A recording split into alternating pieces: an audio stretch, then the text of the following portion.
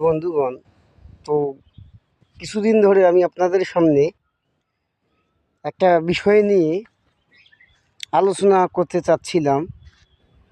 তো আমি করিনি, কিন্তু আমি বহুত হিসেব কিতাব করে দেখতেছিলাম যে আমাকে এই বিষয়টি নিয়ে আলোচনা করা প্রয়োজন।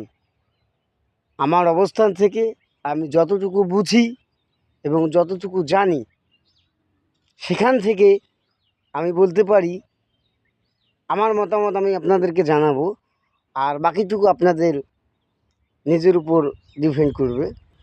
বিষয়টি আসলে হচ্ছে কি, এই যে গ্রাম আর শহর, আসলে কিছু কিছু মানুষ দেখা যায় গ্রামে জন্মগ্রহণ করছে, আবার শহরের উপর আলগা প্রীতি দেখায়। আসলে শহরকে ভালোবাসতে হবে, ঠিক আছে, শহরে আমাদের প্রয়োজন আছে, কিন্তু তাই বলে আমাদের যে শিকড় এলো গ্রাম, গ্রামে কিন্তু আমাদের শিকড় আছে, আমাদেরকে ফিরে আসতে হবে বারবার। আর হচ্ছে গ্রামে কিন্তু দেখা যায় বিভিন্ন রকম ফসল উৎপাদন করা হয়। গ্রামে আছে আপনার মাঠ ভরা ধান, পুকুর ভরা মাছ, গোয়াল ভরা গরু, এগুলো কিন্তু গ্রামেই আছে। আর মূলত আপনার শহরের লোকজন যে খাদ্যদ্রব্য পায়, শাকসবজি বলেন, যে কোনো জিনিসেই বলেন, সেগুলো কিন্তু গ্রামের মানুষ উৎপাদন করে দেয়, গ্রামে এগুলো ফলে, এগুলো কিন্তু শহরে ফলে না। তো সেই হিসাবে আপনি কোন হিসাবে বলেন যে গ্রামের মানুষ আর হচ্ছে আপনার শহরের মানুষ পার্থক্য?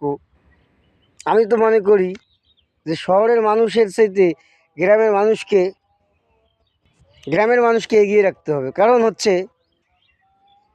আপনার কিছু কিছু লোক দেখা যায় বলে যে গ্রামে বসবাসের চেয়ে শহরে বসবাস করা অনেক সুবিধার। হয়তোবা হতে পারে যোগাযোগ ব্যবস্থা, কিন্তু গ্রামকে এগিয়ে রাখতে হবে সব সময়। কারণ হচ্ছে আপনার আমার শিকড়ের টান হলো গ্রাম থেকেই, আর গ্রামের জন্যই কিন্তু শহরের সৃষ্টি হয়েছে। শহর যে আজকে সৃষ্টি হয়েছে, কীভাবে সৃষ্টি হয়েছে? গ্রাম থেকেই কিন্তু শহরের সৃষ্টি। তো এই জন্য আমাদেরকে প্রতিনিয়ত গ্রামের সম্মান সব সময় অক্ষুণ্ণ রাখতে হবে। আর আমরা যদি এই গ্রামের সম্মান অক্ষুণ্ণ রাখতে না পারি, ধীরে ধীরে দেখা যাবে আমাদের নিজেকে আমরা হারিয়ে ফেলব। এটাই বাস্তবতা। আর হচ্ছে গ্রামে আপনার অনেক সুন্দর দৃশ্য দেখা যায়। তো এই দৃশ্যগুলো কিন্তু আপনি শহরে পাবেন না।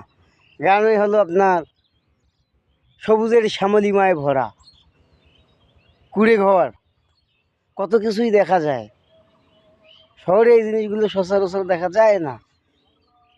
অনেক সুন্দর সুন্দর গাছ, এগুলো কিন্তু শহরে পাবেন না। গ্রাম মানেই অপরূপ দৃশ্যে সুন্দরী গ্রাম বাংলা, আসলেই ভালো লাগে।